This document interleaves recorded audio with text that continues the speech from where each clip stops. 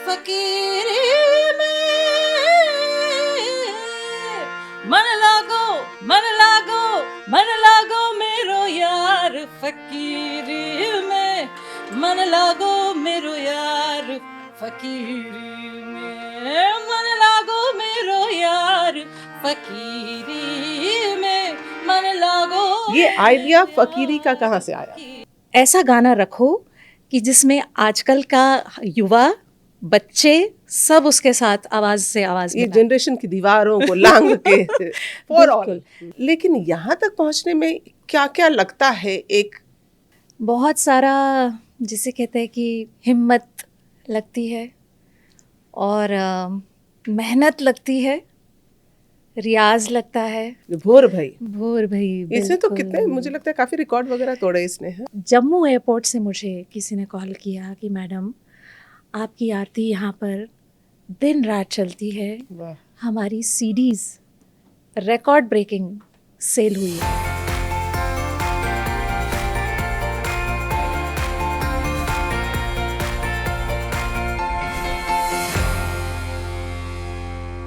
नमस्कार, आज हमारे साथ जुड़ी है एक ऐसी आवाज जिनकी गूंज भारतीय सिनेमा, अंतर्राष्ट्रीय संगीत समारोहों और अध्यात्म के संगीत तक फैली हुई है। एक ऐसी कलाकार जिन्होंने पान सिंह तोमर, लिसन अमाया, रब्बा मैं क्या करूं और बुनकर जैसी नेशनल अवार्ड विनिंग फिल्मों को अपनी सुरीली आवाज से संवार दिया। और सिर्फ इतना ही नहीं, Grammy award winning album divine tights में अपनी आवाज का जादू बिखेर कर इन्हें अंतर्राष्ट्रीय स्तर पर खूब सराहना मिली। प्रतिष्ठित पुरस्कारों से सम्मानित विधि शर्मा आज हमारे साथ हैं अपनी संगीत यात्रा के बिट्स एंड पीसेस हमसे साझा करने के लिए। तो आइए बिना देरी किए स्वागत करते हैं विधि शर्मा का। आपका स्वागत है विधि जी। श्वेता जी, थैंक यू सो मच, मुझे बहुत खुशी है यहाँ पर आके। बहुत अच्छा लग रहा है, आपसे एक लंबे अंतराल के बाद मुलाकात हो रही है। बिल्कुल। और जब मैंने आपका एल्बम देखा ना, लेटेस्ट वाला जी, फकीरी, तो बिल्कुल नया सा मुझे लगा। मैंने कहा ये इस पर तो बात होनी चाहिए। ये आइडिया फकीरी का कहाँ से आया? ये आइडिया आया, एक कबीर अंतर मन की आवाज़, एक म्यूजिकल हम करते हैं, 1 घंटे का नॉन स्टॉप म्यूजिकल। वो हर साल होता करते है। हैं आप? वो हर साल होता है और उसमें हम मेरे साथ मैं उसको लाइव कबीर के दोहे जो भी उनके पद है उनको गाती हूँ। एक नरेशन चलता है बीच बीच में पदों का व्याख्यान करने के लिए और साथ में नृत्य चलता है। तो it's a complete musical, proper light and sound presentation है, प्रोडक्शन है। तो उसमें हम, क्योंकि कबीर के अलग अलग थीम्स को लेके अलग अलग पर्सपेक्टिव है, एक कबीर हैं मगर उनके अनगिनत पर्सपेक्टिव्स हैं जिससे उन्होंने लिखा है। तो फकीरी में का कॉन्सेप्ट तब आया जब हमें लगा कि एक गीत हमें ऐसा रखना चाहिए जिसमें हमारे साथ में पूरे हॉल में जो लोग बैठे ना वो भी झूमें और गाएं। तो उससे ये कॉन्सेप्ट निकल के आया कि ऐसा गाना रखो कि जिसमें आजकल का युवा बच्चे सब उसके साथ आवाज से आवाज ये मिलाएं। जनरेशन की दीवारों को लांग के फॉर ऑल, ताकि कबीर को हम उस जनरेशन तक भी पहुंचा सके जो शायद अभी पढ़ रहे हैं कबीर के बारे में। तो उससे ये कॉन्सेप्ट निकला। उसके लिए जब हम रिकॉर्डिंग करने गए, अजय प्रसन्ना जी ने उसको कंपोज किया, बड़ी खूबसूरती से उसका म्यूज़िक पूरा डिज़ाइन किया। और जब डबिंग करने लगे तो उन्होंने मुझे बोला, आप भूल जाओ आप विधि शर्मा हो, फॉरगेट दैट यू आर विधि शर्मा। आपको उसको ऐसे गाना है कि आप बिल्कुल फक्कड़ फकीर हैं और आपको दुनिया की परवाह नहीं है और आप गाती चली जा रही हैं। तो उन्होंने जिस तरह से मुझे उसका ब्रीफ दिया, उसको कोशिश करके मैंने निभाने की कोशिश करी। काफ़ी मुश्किल, सिर्फ गायकी ही नहीं, उसका प्रेजेंटेशन, जो विजुअल प्रेजेंटेशन है उसमें भी आप फकीर की तरह ही लग रही हैं। मतलब ऑसम। नहीं, बिल्कुल। उसके लिए तो मैं बाबा कमल जी और उनकी पूरी टीम को बहुत धन्यवाद दूंगी। अजय जी के माध्यम से उनसे संपर्क हुआ हमारा और उन्होंने बाकमाल उसको जो है विजुअली प्रेजेंट करा। मुझे लग रहा था कि इतना काफ़ी है कि मैं एक पुल पे खड़े होके गा रही हूँ, सामने पहाड़ी है और जल प्रवाह भी हो रहा है, सब कुछ है, पंच तत्व के बीच में मैं खड़ी होके गा रही हूँ फकीरी में।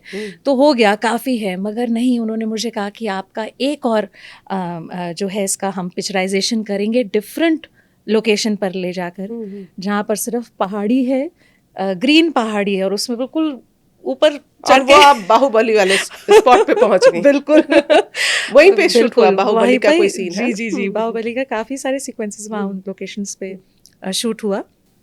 तो बहुत लकी हूँ, ब्लेस्ड हूँ। मुझे लगता है कबीर एक बड़े ही डिवाइन सोल हैं, और उन्होंने हमेशा मेरी मदद की। जब मैं म्यूज़िकल भी बना रही थी तो मैं उनको ही बोलती थी कि आपको मेरे लिए मेरी मदद करनी है। जब कुछ समझ नहीं आता था, कुछ रास्ता नहीं निकलता था, तो इसमें भी ऐसे ही था। इसको कहीं और शूट करने का प्लान था, कुछ और था, मगर समहाउ शायद कबीर साहब का के आमद थी। तो फकीरी के कुछ लाइनें सुन लेते हैं? ज़रूर ज़रूर। फकीर में, फकीर में, फकीर में, मन लागो, मन लागो, मन लागो मेरो यार, फकीरी में मन लागो मेरो यार, फकीरी में मन लागो मेरो यार, फकीरी में मन लागो मेरो यार, फकीरी में जो सुख पाओ राम भजन में, सो सुख नाही अमीर में, सो सुख नाही अमीर में। मन लागो, मन लागो, मन लागो मेरो यार, फकीरी में मन लागो मेरो यार, फकीरी में लागो मेरो यार, फकीरी में। अद्भुत बहुत सुंदर। लेकिन ये जो आवाज बिल्कुल चेंज हो जाती है, जैसे फकीरी के लिए आवाज का टेक्सचर बिल्कुल अलग है जी फिर आपके तो कई पॉपुलर भजन हैं, जी गजलें भी गाती हैं आप, जी। तो आवाज बदल कैसे जाती है? मतलब how do you work on it? ये मुझे लगता है कि अब यही कारगर होने वाला है। अब एआई का टाइम आ चुका है तो उससे, उसके कहर से बचने के लिए अपने आप को जो है पानी की तरह, हर जो भी वेसल में पानी को डाले तो वो उसी की शेप ले ले, उस तरीके से करने की कोशिश करती हूँ। और मुझे लगता है कि ये बड़ा ज़रूरी है। हर जॉनर अलग है, हर गाना अलग है, हर बात अलग है उसमें, हर गीत की अपनी एक कहानी है। तो उसको निभाने के लिए उसमें आवाज़ का एक बड़ा अहम रोल है। और ये बड़े टाइम से चला आ रहा है, जब से पार्श्व गायन का कॉन्सेप्ट आया है, मुझे लगता है तब से ऐसा है। नहीं, लेकिन अक्सर कलाकार अपने आप को एक जॉनर में बांध लेते हैं ना, या अपनी एक आइडेंटिटी रखते हैं कि मैं इसी पिच पे ही गाऊंगा या गाऊंगी, इससे मैं नीचे नहीं, थोड़ा सा इसका सुर ऊपर करिए, या स्केल बोलते हैं कौन सा पिच पे आपने करा है, मेरा ये पिच नहीं है। तो शुरू से मेरा प्रयास ये रहा है, इवन आज भी कमर्शियल रिकॉर्डिंग्स भी करती हूँ, मैं कभी पिच नहीं पूछती। मुझे वहाँ गाना मिलता है, ट्रैक सुनती हूँ, और मैं नहीं सोचती कि ये कौन से पिच में है। मुझे लगता है तभी आपको ऐसे ऐसे प्रोजेक्ट्स अचानक से सुलेमान जी से मुलाकात हो जाती है, तिग्मांशु धूलिया से आप मिल लेती हैं, और इंस्टेंटली आप इंस्टेंटली गाने लगते हैं। उसमें कोई ये दिल का काम है, मन का काम है, इसमें ये नहीं, ये चले तो इमेजिनेशन में चले, नाप तोल में नहीं। लेकिन जैसे आपके अगर बचपन में जाएं, जैसे जो हमारे दर्शक हैं वो तो जानना चाहते होंगे जी कि विधि जी का बैकग्राउंड क्या रहा जी। तो आपके पिताजी गाते थे जी जी। लेकिन यहाँ तक, इस मुकाम तक पहुँचने के लिए जी आपने, मुझे लगता है जहाँ तक हमारी पिछली बातचीत मुझे याद आ रहा है कि 6 साल की उम्र में आपने संगीत की शिक्षा लेनी शुरू कर दी। जी जी। और लेकिन यहाँ तक पहुँचने में क्या क्या लगता है एक कलाकार का? यहाँ तक पहुँचने में ज़्यादा कुछ नहीं लगता, बस बहुत सारा जिसे कहते हैं कि हिम्मत लगती है, और मेहनत लगती है, रियाज लगता है, यही कहूँगी। क्या कहूँ, बड़ा मुश्किल है इस विषय पर बात भी करना, क्योंकि मैंने खुद भी कभी नहीं सोचा था कि मैं कभी कलाकार बनूँगी। हमारा हमेशा से रुझान ये था कि हाँ, पढ़ाई करनी है, डिग्री लेनी है, नौकरी के लिए भी अप्लाई करा था, मगर वो क्या करना चाहती थी आप? मुझे खुद नहीं पता था मैं क्या करना चाहती थी। शायद अपनी ही तलाश में थी, इसलिए मैंने एमए तक साइकोलॉजी में पढ़ाई की। तो एमए में क्या होता है, जब हम ग्रेजुएशन करते हैं तो हम आमतौर पर दूसरे लोगों पे स्टडी करते थे। एमए पे अपने आप पर काम करने का मौका मिला, खुद पे स्टडी, खुद की पर्सनालिटी को स्टडी करने का मौका मिला। वो भी हुआ, लगा मन में तो था कि क्या दिल की आवाज़ क्या है, मगर ऐसा बैकग्राउंड नहीं था कि आपने म्यूज़िक परस्यू करना है। आप जॉब करो, साथ में थोड़ा बहुत कुछ प्रोग्राम आए तो गा दो, ऐसे था माहौल। पर sing with A R Rahman contest उस दौरान हो रहा था, तो मैं क्योंकि नौकरी के लिए अप्लाई कर ही रही थी, तो मेरी बहन ने मुझे बोला तुम करो इसमें भी। मेरा मन तब तक थोड़ा सा उचट चुका था, मैंने कहा नहीं, मैं क्या, टैलेंट हंट में कुछ नहीं होता, ऐसा सब फिक्स्ड होता है, सारी फिक्सिंग होती होता है। तो कहा कोई बात नहीं, ट्राई किया। तो उसमें हज़ारों एंट्रीज में से 300 सिलेक्ट हुए, 300 में से 10 में से टॉप 5। उस टॉप 5 में मैं नाना कि मुझे नहीं गाना या मुझे नहीं, करते करते आप 5 मैं तक पहुंची। टॉप 5 में पहुंची और रहमान साहब के स्टूडियो चेन्नई में गई, उनके साथ रिकॉर्ड करने का मुझे मौका मिला। जो विनर था उसको रहमान जी के साथ कॉन्सर्ट में गाने का इनाम था उस कंपटीशन का। मगर वहाँ जाना, उस स्टूडियो में बैठना, उनके माइक पे गाना, सबने कंट्रोल रूम में बोला भैया तुम्हारी आवाज़ ही अलग साउंड कर रही थी। It was beautiful. So coming back, though I couldn't win that competition, मगर वापस फ्लाइट में आते आते मैंने अपना पूरा पर्सनालिटी एनालिसिस किया और ये डिसाइड किया कि नहीं, मुझे संगीत ही करना है, मुझे संगीत में ही जाना है, उसको और समझना है, सीखना है, और प्रोफेशनली भी मैं कोशिश करूं।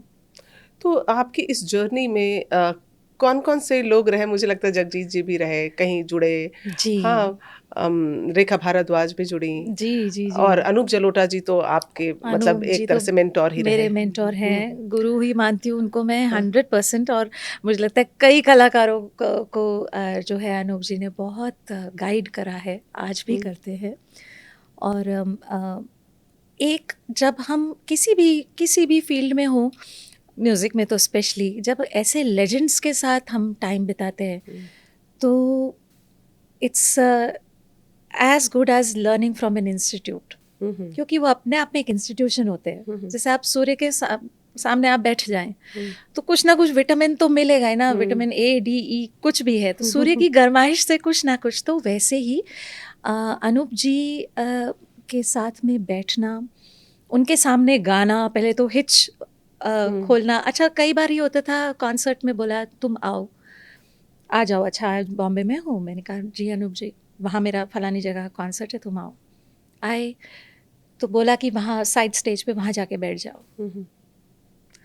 मैंने कहा अच्छा ठीक है, मन में था अच्छा आप बुलाया था तो मैं सामने जाके एंजॉय करती प्रोग्राम, या मैं आपके साथ में बैठ के गाती।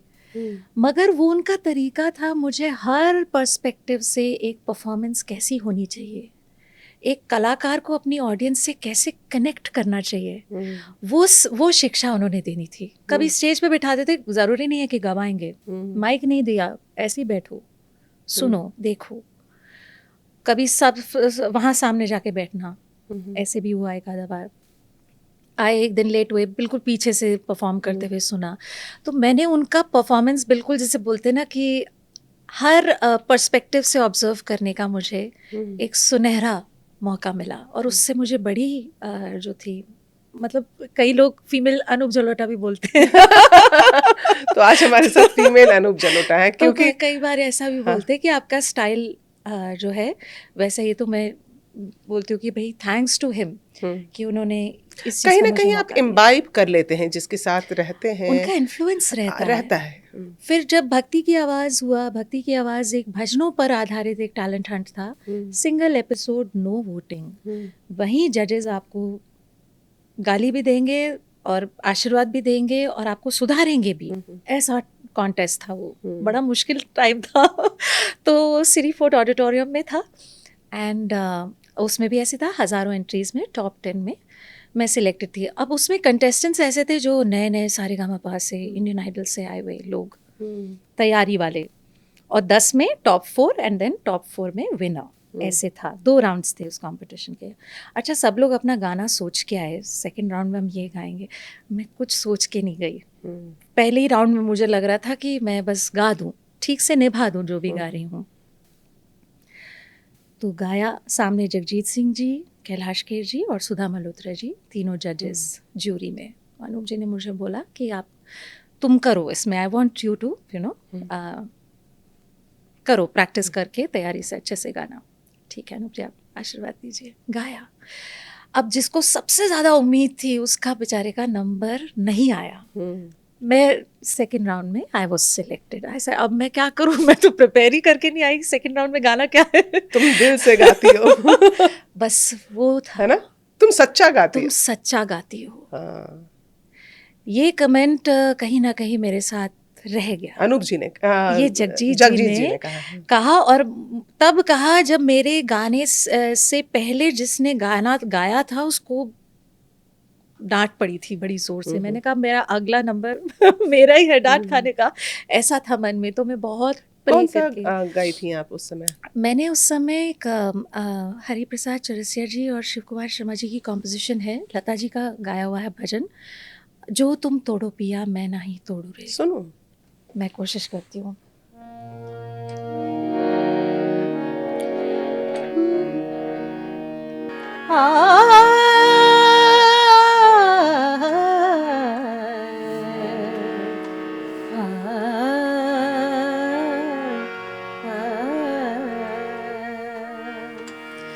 जो तुम तोड़ो पिया मैं नाही तोड़ूं रे, जो तुम तोड़ो पिया मैं नाही तोड़ूं रे, तो सुप्रीत तोड़ कृष्णा कौन संग जोड़ूं रे, जो तुम तोड़ो पिया मैं नाही तोड़ूं रे, मैं नाही तोड़ूं। How beautiful. तो बिल्कुल ये अलग अभी साउंड कर रहा था, फकीरी से तो बिल्कुल अलग साउंड कर रहा था। एकदम अलग है, मीरा का भजन और ये गाया था। और फिर आपका वो भजन भोर भई, भोर भई, इसमें तो कितने, मुझे लगता है काफी रिकॉर्ड वगैरह तोड़े इसने, है?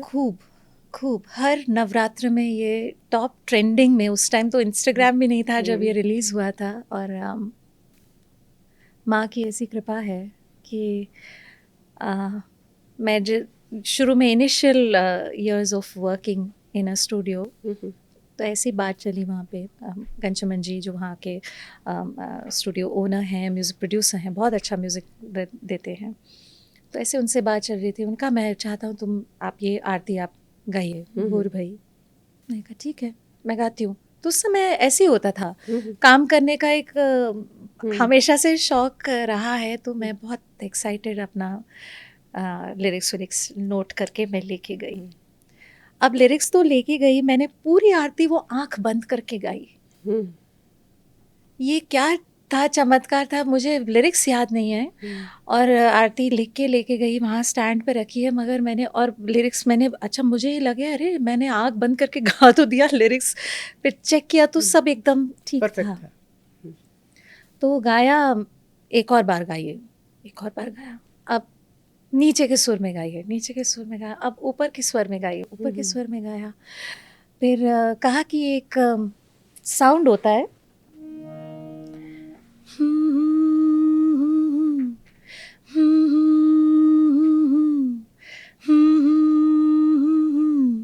मुझे ये चाहिए। मैं कहा ठीक है। बहुत मन में मुझे ट्रस्ट होता है जब भी मैं, आई कम्प्लीटली सरेंडर, माइक के पीछे जाके एकदम सरेंडर करती हूँ, सोचती नहीं हूँ। ठीक है, म्यूजिक डायरेक्टर का अपना विजन है, I will go with it.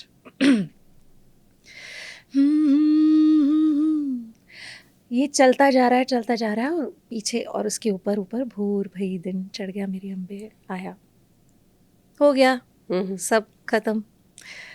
उसके बाद 2 साल के बाद मुझे कॉल आया, गा दिया भूल गए, 2 साल बाद कॉल आया कि ये आरती हमें रिकॉर्ड की थी, मुझे तो सुन के अच्छी लग रही है, आप भी एक बार सुन लो इसको। कुछ वाइंड अप चल रहा था, कुछ वो अपना हार्ड ड्राइव कुछ चेक वेक कर रहे होंगे, उसमें कोई जो फालतू का डेटा पड़ा है उसको सफाई करने के लिए। तो ये हमने रिकॉर्ड किया था, काफ़ी आपको शायद याद होगा। मैंने कहा मुझे याद है, भेजा तो सुनते तो मेरे ही आंसू आ गए। मैंने कहा ये क्या हो गया। फिर मैंने उसको दोबारा सुना, फिर मैंने कॉल किया, मैंने कहा इसको तो बनता है रिलीज़ करना। अच्छा ठीक है करते हैं, सोचते हैं। 2 साल निकल गया इसमें। फिर ऐसी बात चल रही थी, कुछ काम था, तो मैंने कहा वो आप कह रहे थे आरती रिलीज़ करने के लिए, कैसे करना है? तो अब हमारा स्टूडियो तो गन्नौर हो गया है, शिफ्ट आप गन्नौर आइए। मैंने कहा मैं आती हूँ। तो हमने कुछ 4 आरतियाँ और कॉन्सेप्चुलाइज़ करके रखी थी। उस समय मैंने सिर्फ 2 आरती गाई, एक ये भोर भई, एक अम्बे तू है जगदम्बे काली। तो उसके अलावा 4 और आरतियाँ थी। मैंने कहा मैं वो आरतियाँ भी गाऊंगी और इसका वीडियो भी आपको जैसे करना है शूट आप कर लेना, एक दिन के लिए मैं आई विल कम। तो हम गए, हमने वो रिकॉर्ड किया। अब मैं इतनी प्रिपरेशन से गई नहीं थी वीडियो शूट के लिए। अमूमन मेरे पर्स में एक आधा कुछ रहता है, रख लेती हूँ कि कभी कुछ हो या फोटो सेशन हो तो चेंज कर लिया, एक दुपट्टा भी रहता है, ऐसा कुछ मैं रख के चलती हूँ। तो वो था, मैंने कहा अच्छा अरे अच्छा वीडियो शूट भी तो है, ऐसे आया। मैंने कहा अच्छा ठीक है ये झुमकी मैं पहन लेती हूँ। उस समय वही झुमकी थी, वो ड्रेस के साथ ऑटोमेटिकली मैच कर गया। तो ऐसे था, सिर्फ एक वो काजल मैंने लगाया, बिंदी थी, और जैसे मैं रिकॉर्डिंग में रहती हूँ बिल्कुल वैसा वो गाना शूट हुआ। और मुझे नहीं मालूम था कि जम्मू एयरपोर्ट से मुझे किसी ने कॉल किया कि मैडम आपकी आरती यहाँ पर दिन रात चलती है, हमारी सीडीज़ रिकॉर्ड ब्रेकिंग सेल हुई है। बाकी का हम नहीं कह सकते, मगर आपकी ये भोर भई वाली जो पूरी सीडी के it's a collection of 6 Aarti's. तो कह रहे हैं हम आपसे एक बार बात करना चाहते थे। मैंने कहा मतलब मैं पूछ भी नहीं पाई कि आपको मेरा नंबर कहाँ से मिला या क्या, मगर मुझे फिर ऐसे ही किसी ने कॉल करके कहा कि हमारी एक रिलेटिव हैं, उनका 18 आवर्स का मल्टीपल ऑर्गन सर्जरी है। तो डॉक्टर्स ने यूएस में हैं वो, डॉक्टर्स ने उनसे पूछा भाई आप सर्जरी से पहले कि आप कुछ कोई आपकी इच्छा है तो आप बताइए, वेरी कॉम्प्लिकेटेड सर्जरी। तो शी सेड वेदी शर्मा की वो आरती आप चला दीजिए, वाह, वो सुनना है मुझे। म्यूजिक थेरेपी मानेंगे नहीं, वो 18 घंटे डॉक्टर्स ने वो आरती चलते चलते में सर्जरी करी। इट वाज सक्सेसफुल, वो रिकवर होके वो वापस घर आए। और मुझे उन्होंने ये बताने के लिए बोला विधि जी वो आपकी आरती सुन के now she is absolutely, and वो यूएस में डॉक्टर्स अपनी गाड़ियों में चलाते हुए जाते हैं, सुनते हैं। फिल्मों से जुड़ाव कैसे हुआ, मतलब एक क्लासिकली ट्रेंड होना? जी जी। तो क्या ये हर कलाकार की एस्पिरेशन होती है कि बॉलीवुड तक पहुंचे, या आपके साथ ये ऑटोमेटिकली अपने आप हुआ? मुझे लगता है हर कलाकार के लिए यही होता है कि उसके नाम ना कुछ गीत लिखे होते हैं, वो उस तक पहुंच जाते हैं किसी ना किसी माध्यम से। अब जैसे आप बंदिश बैंडिट्स है, नया सीरीज़ है, उसमें तो क्लासिकल म्यूज़िक है, तो कितने क्लासिकल सिंगर्स ने उसमें कितना खूबसूरती से गाया है। तो मुझे लगता है कि कई बार प्रोजेक्ट्स ऐसे बनते हैं कि वो हमें चुनते हैं, वो कलाकार को चुन लेते हैं। तो मेरे साथ कुछ वैसा ही हुआ। प्लस मैं उस टाइम पे, आज भी खैर, बहुत सारे आर्टिस्ट के साथ कोलैबोरेट करना, बैंड्स के साथ कोलैबोरेट करना। तो मेडिवल पंडित से एक बैंड है, उनके साथ काफ़ी समय से गा रही हूँ। तो सलीम सुलेमान जो है उनके बहुत अच्छे दोस्त हैं, तो उनके थ्रू कुछ मेरी उनसे जान पहचान हुई। और बॉम्बे जाके मैं उनसे मिली, उनको अपना गाना सुनाया तो गाना उनको पसंद आया। फिर वो बात जो थी, बात समय निकलता गया। एक बार दिल्ली में उनका कॉन्सर्ट था सलीम सुलेमान का, और जो फीमेल सिंगर उनके साथ यूजुअली गाती हैं, उनकी तबीयत बहुत ख़राब थी। तो सलीम का प्रोग्राम वाले दिन सुबह मुझे कॉल आया कि हम कल उदयपुर से वापस आए हैं, we have been performing non stop, और हमारी जो फीमेल सिंगर है उनकी हालत बहुत ख़राब है, उनको मतलब हॉस्पिटल वगैरह लेके जाना पड़ा है, तो आप आ सकते हैं आज? आपके नाम वो लिखा हुआ था, आप आ सकते हैं आज गाने? मैंने कहा मैं क्यों नहीं आऊँगी, आई विल डेफिनेटली कम। तो यहाँ दिल्ली में एक प्राइवेट शो था, उसमें वो मैंने गाया, तो दे वर ऑल वेरी हैप्पी कि किसी तरह से वो हो गया। फिर उस वो जब क्योंकि फ्रेश एक एक्सपीरियंस रहा तो मुझे सलीम का फिर कुछ समय बाद कॉल आया कि ऐसे ऐसे गाना हम करना चाहते हैं, रब्बा मैं क्या करूँ एक फ़िल्म है, उसके लिए हम चाहते हैं कि आप ज़रूर आइए। तो मैंने कहा मुझे बहुत अच्छा लगेगा, तो मैं बॉम्बे गई। कौन सा गाना था? और रब्बा मैं क्या करूँ टाइटल सॉन्ग है, तो वो टाइटल ट्रैक है, थोड़ा सूफियाना उसका रंग था, अमिताभ भट्टाचार्य के लिरिक्स हैं।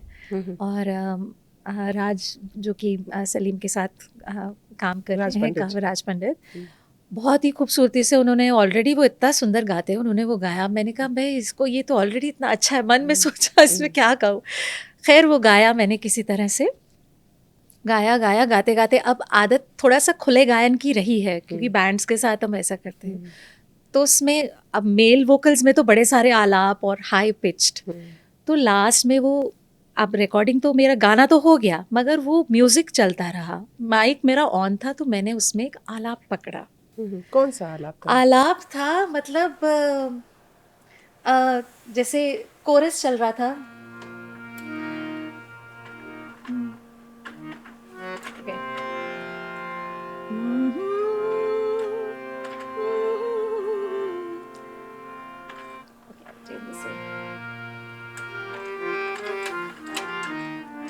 जैसे रब्बा मैं क्या करूं, रब्बा मैं क्या करूं, रब्बा मैं क्या करूं, रब्बा मैं क्या करूं।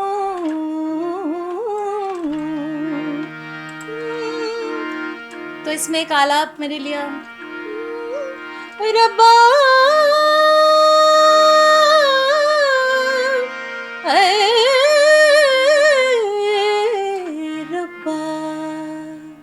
और जहाँ मैंने रब्बा यहाँ एंड किया तो वो ट्रैक भी वहीं पे एंड हुआ। वो म्यूजिकली ऐसा परफेक्टली इनसाइटफुली फिट इन हुआ, तो वो बड़ी खुश हो गए कि अरे वाह ये तो बड़ा अलग सा अनएक्सपेक्टेड एडिशन था। तो वो पूरा गाना एक तरफ है और ये लास्ट का जो आलाप अपनी तरफ से जो मैंने कोशिश की, उससे जो मुझे सेटिस्फैक्शन मिली वो अलग ही लेवल था। और फिर पान सिंह तोमर, पान सिंह तोमर भी ऐसी, दिल्ली में अभिषेक रे है, now he is in Bombay, पर शुरू में दिल्ली में बहुत सारे उनके साथ मैंने एड जिंगल्स करे हैं। हर तरह का कोशिश करके काम किया है क्योंकि मुझे बहुत खुशी मिलती है अलग अलग तरह से वोकल्स ट्राई करना। तो जिंगल्स में हम usually it's very western based, तो गाते थे।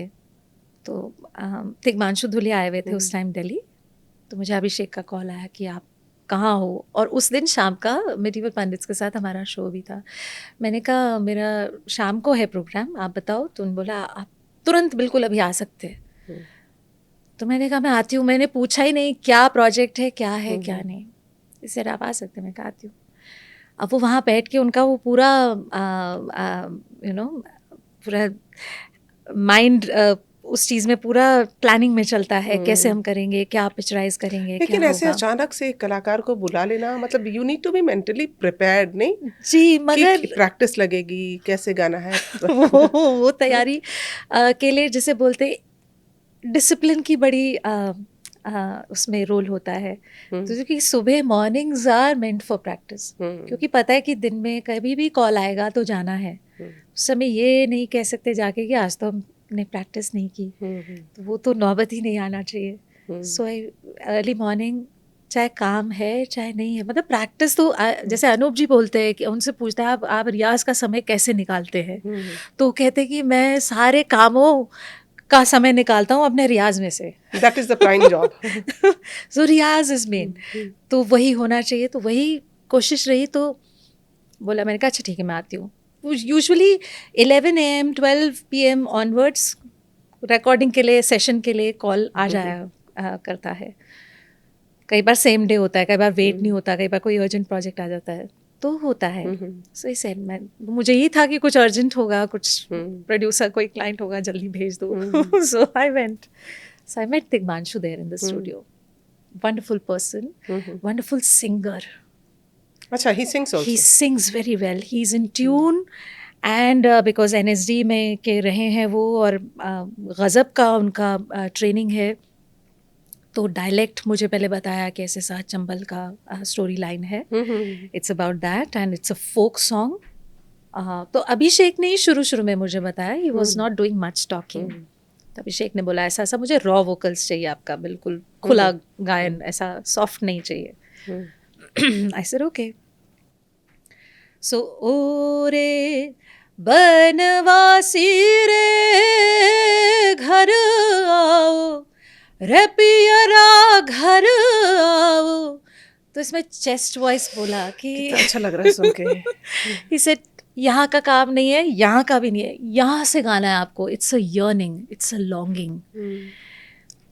तो अच्छा, विरह में विरह का है, तो इसमें हमें मुझे पूरा फोर्स चाहिए, इसमें ताकत चाहिए। At the same time I need that विरह वाला रस ऑल्सो, वो कॉलिंग पुकार भी चाहिए। तो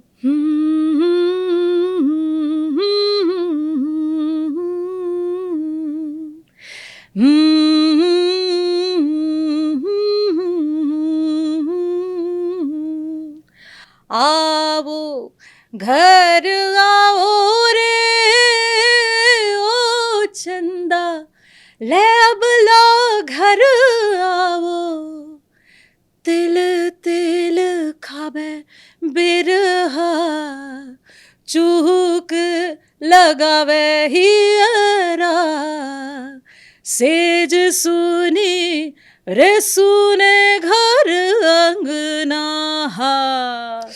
तो ऐसे ओह माय गॉड, कितना अच्छा लग रहा है सुनकर। It's like that. हाँ, मतलब वो ऐसे वो फीलिंग उसको जीना, उसको पूरा इमेजिन करना। तो पहले जब मैंने उसको वो अटेम्प्ट जगजीत जी ने जो कहा था ना, आप सच्चा गाती हैं, वो सही बात है। हाँ। मैं हर दिन यही कोशिश करती हूँ और ईश्वर को बहुत एक तो धन्यवाद भी देती हूँ और प्रार्थना भी करती हूँ कि मेरा ये जो कनेक्ट है हमेशा बना रहे।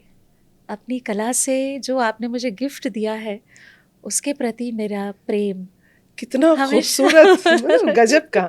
लेकिन फिर वहीं पर जब हम देखते हैं कि लिसन अमाया में, हाँ, बिल्कुल जब आप दीप्ति नवल के लिए गाती हैं तो वो बिल्कुल मूड अलग हो जाता तो अलग है। हाँ? तो अलग है। और जब स्वरा के लिए गाती हूँ तो उसमें वो अलग दोनों है। भी थोड़ा गुनगुना दीजिए प्लीज। हाँ। सो अच्छा, स्वरा के लिए जब कहेंगी तो स्वरा की को फिट वो सूट भी करना चाहिए। 18-19 साल की लड़की है, उसका मन की पतंगों में सपनों के धागे, कुछ यूं ले चले जिंदगी आगे आगे। तो ये पोएट्री एक तो ऐसी गज़ब की, इंद्रनील हरिहरन का इतना खूबसूरत म्यूज़िक इस फिल्म में, और पूनम हरिहरन उनकी पत्नी ने लिरिक्स लिखे हैं फिल्म के इन सॉन्ग्स के।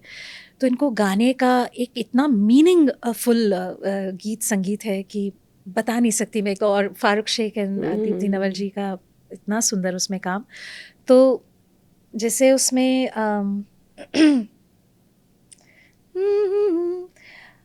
उसमें सारे बच्चे गा रहे हैं उनके लिए, दीप्ति नवल के लिए, हे मिसेस के, there's some magic in your coffee today, hey Mrs K. ये भी मैंने गाया है, बच्चों की आवाज में भी गाया।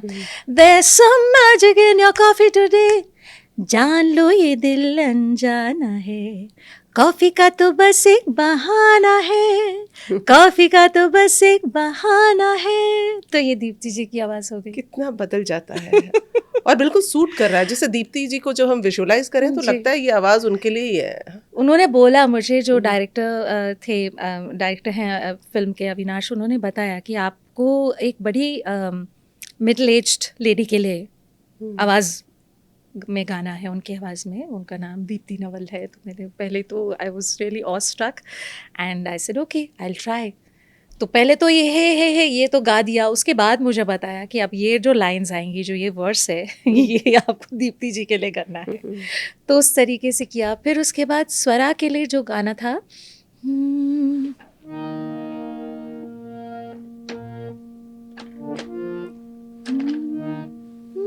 ओके, मन की पतंगों में सपनों के धागे, कुछ यूं ले चले जिंदगी आगे आगे। हाँ, मन की पतंगों में सपनों के धागे, कुछ यूं ले चले जिंदगी आगे आगे। तो इस तरह से था। He said I want husk, आपके गले में मुझे हस्की वॉइस में चाहिए, तो इसमें बिल्कुल इसमें सांस और सुर दोनों को मिलाकर आपको गाना है और स्वरा भास्कर की आवाज को सूट भी करना चाहिए, स्वरा को सूट करना चाहिए, लगना चाहिए कि उसके लिए गा रहे हैं।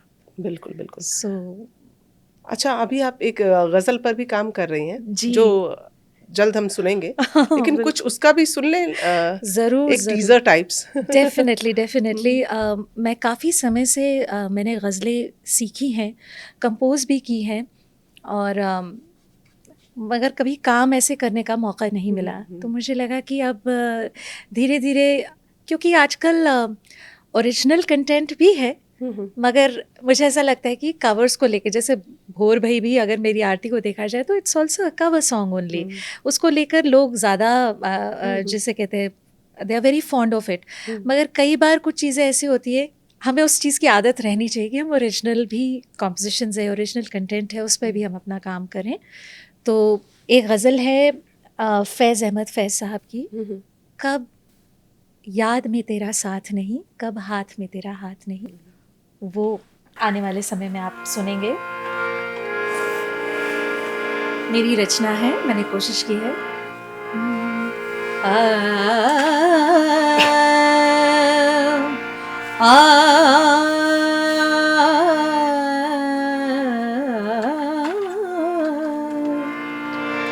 कब याद में तेरा साथ नहीं, कब याद में तेरा साथ नहीं, कब हाथ में तेरा हाथ नहीं, सद शुक्र के अपनी रातों में, सद शुक्र के अपनी रातों में, अब हिज्र की कोई रात नहीं, कब याद में तेरा साथ नहीं।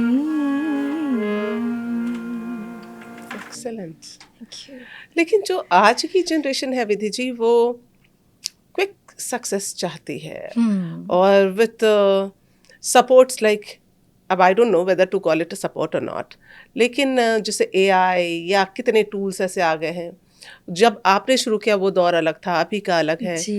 तो क्या ये क्विक सक्सेस का भी कोई फॉर्मूला है, या फिर वही मेहनत लगती है जो आपने की है?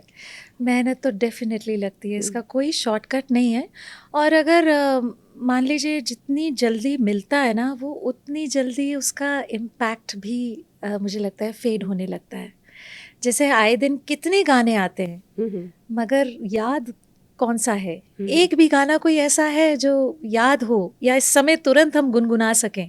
कई बार तो शब्द ही एक जैसा लगता है कि अच्छा ये अलग गाने का शब्द है, मान लीजिए अगर एक की स्थाई गा दूं और दूसरे का अंतरा गा दूं तो फर्क नहीं लगेगा, लगेगा ये एक ही गाना है। जैसे मैं अभी आपको बोलूं कि मान लिया कि कुछ गुनगुनाएं, तो आप, मुझे लगता है कि आशा जी, इन लोगों के गाने ही आप गाएंगी, डेफिनेटली वो हमारे जहन में, रोम रोम में आज भी जिंदा होता है। आज भी है, बल्कि वो उसी को काफ़ी लोग रिक्रिएट करके भी आज के दौर में गा रहे हैं, अपने अपने तरीके से, अपने अपने सलीके से उसको भी प्रेजेंट कर रहे हैं। कई बार सुनती हूँ, स्क्रॉल करती हूँ तो मुझे दिखता है कि, और खुशी भी मिलती है। मुझे लगता है कि बहुत नए नए जो यंगस्टर्स हैं वो हमारे जो है पुराने रेट्रो सॉन्ग्स को भी इतनी खूबसूरती से रिक्रिएट कर रहे हैं। वो शायद इसीलिए क्योंकि शायद उन्होंने बचपन में वो गाने सुने, उनके कानों में पड़ा, तो इसलिए उस चीज़ का इम्पैक्ट है। बट फिर यंग जनरेशन के लिए मैसेज क्या है, कि मतलब क्या करें?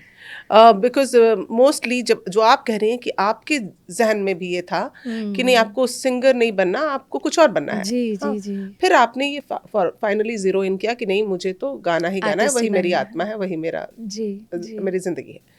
लेकिन आज की जनरेशन भी शायद यही सोचती हो जी कि नहीं, मंच पर आकर या गाना गाकर वो नाम शोहरत हासिल नहीं होता, कुछ एक को ही मिलता है, शायद एक नौकरी पेशा होना बेहद ज़रूरी है, यही सोचते हैं। तो क्या एक्चुअली आजकल ना फेम के भी मायने बदल गए हैं। आजकल फेमस होना आसान है, मगर वो फेमस सिर्फ नंबर्स में दिखता है, वो अगर वही मिलियन व्यूज़ वाला व्यक्ति, मिलियन फॉलोअर्स वाला व्यक्ति अभी हमारे सामने आके बैठ जाए तो हम शायद पहचानेंगे नहीं उसको। तो फेम आजकल बड़ा डिसेप्टिव हो गया है। तो यंगस्टर्स के लिए यही मैसेज है कि आप नंबर्स को मत देखो और जितना अपने ऊपर काम कर सकते हो आप करो। And this one very beautiful line, if you don't compose you decompose. तो अपनी क्रिएटिविटी को खुद के लिए, खुद की खुशी के लिए, जैसे गुलजार साहब कहते हैं, मैं रोज चाहे मैं एक शब्द ही लिखूं, मैं लिखता जरूर हूँ, आज भी लिखता हूँ। इज 85, अब डोंट नो, 80s में है वो अपने, मगर उनसे जो लेजेंड्स हैं उनकी स्टोरीज़ को सुनना भी नहीं, अगर ऑटोबायोग्राफी पढ़ सकते हैं उनकी बायोग्राफीज पढ़िए और उनके एक्सपीरियंसेस से लर्न कीजिए। तो यंगस्टर्स के लिए यही है कि बहुत ज़्यादा जब हम नंबर्स के पीछे भागते हैं ना, तो एक टाइम तक उसका भी एक असर ख़त्म हो जाता है, क्योंकि आपसे ज़्यादा नंबर वाला व्यक्ति आ चुका होता है, वो रोज़ आ रहा है। बिल्कुल। चाहे वो पेड हो, चाहे ऑर्गेनिक हो, चाहे वो जैसे भी हो, एक जैसे कई आर्टिस्ट आपको। मुझे तो कई बार लगता है एक फेक सी दुनिया है, लेकिन कलाकारों के लिए भी एक चैलेंजिंग है बहुत कि चैलेंज अपनी प्रेजेंस को आपको रोज दिखाना है, आइडेंटिटी को बना करके रखना, अपने ऊपर निरंतर काम करते रहना, निरंतर। मतलब मैं ने क्योंकि अनूप जी के साथ काफ़ी जो है समय बिताया है, उनके साथ ट्रैवल भी हम किए कॉन्सर्ट्स के लिए, तो गुनगुना रहे हैं वो। उनका इंट्रोडक्शन भी अगर चल रहा है स्टेज पे, तो माइक पे भी वो सागा मा बा गा मा गा गा जाने जा गाओ, पीछे मुझे गाओ सागा मा बा गा मा गा। उनको ये था कि मैं अपने ऊपर जो है, मैं अपने आप को ना भूलूं। इस चकाचौंध में भी मैं ये याद रखूं कि मुझे अपने गले को चलाना है, उसको प्रैक्टिस करना है। तो आप सोचिए कितनी बड़ी बात है कि एक लेजेंड है। नहीं तो आमतौर पर मुझे क्या ज़रूरत है, मैं तो इतना रियाज ऑलरेडी करा हुआ है, मगर नहीं। तो अपने आप को भूलना नहीं चाहिए, जो हम इन नंबर्स को देख के कई बार भूल जाते हैं। जैसे अगर मान लूँ मैं बोरबई आरती सक्सेसफुल हो गई, अब क्या ज़रूरत है मुझे, नहीं, मैं कुछ अलग चीज़ पर रोज़ निरंतर काम करती हूँ। कई कलाकार हैं, उनके साथ मैं कोलैबोरेट भी करती हूँ। अच्छा, एक मेरा आखिरी सवाल है जी कि ये तो हम कहते हैं कि अच्छा गला, सुरीली आवाज़ के लिए रियाज भी ज़रूरी है, हाँ, लेकिन कुछ खास केयर भी करना पड़ता है कि ऐसे ये ना करो, ये ना करो, ये ना खाओ, ये ना पियो। ये पर्सनल लेवल पे, जैसे मुझे दही सूट नहीं करता, दही से बहुत जल्दी मेरा गला कभी ख़राब नहीं होता। ठंडा भी मैं पीती हूँ और खटास भी हम खा लेते हैं, मगर दही से मुझे थोड़ा सा परहेज़ रहता है। स्पेशली कॉन्सर्ट में के टाइम ज़रूर ख़राब होता है, जब मैं सोचती हूँ कि नहीं, आई शुड, मतलब मुझे अपने आप को स्ट्रॉन्ग बनाना चाहिए। ऐसे कई बार कर चुकी हूँ, मगर दही से मुझे थोड़ा सा है। तो अपने अब वही बात है, अपने अपने आप को जानना, पहचानना, हमारे लिए क्या अच्छा है, हम किस चीज़ से हम जो है तरक्की कर सकते हैं, क्या चीज़ हमारे लिए वर्क करती है, उस पर बिल्कुल, ध्यान देना ज़रूरी है। थैंक यू सो मच हमारे शो में आने के लिए विधि जी। बहुत बहुत धन्यवाद, मुझे बहुत मज़ा आया। मुझे तो खुद बहुत आपसे मज़ा बात आया। सो उम्मीद करती हूँ कि दर्शकों को भी बहुत मज़ा आया होगा और विधि जी से बहुत कुछ सीखने को मिलता है। आप इनके जो वीडियोस हैं वो देखिए, they are doing very good. And इस एपिसोड के लिए फ़िलहाल इतना ही। आपसे जल्द मिलती हूँ अगले एपिसोड में एक नई हस्ती के साथ। लेकिन आपसे रिक्वेस्ट करूँगी कि हमारे चैनल को लाइक करें, सब्सक्राइब करें और इस वीडियो को तो कम से कम अपने दोस्तों, फैमिली सब तक पहुँचाएँ। नमस्कार।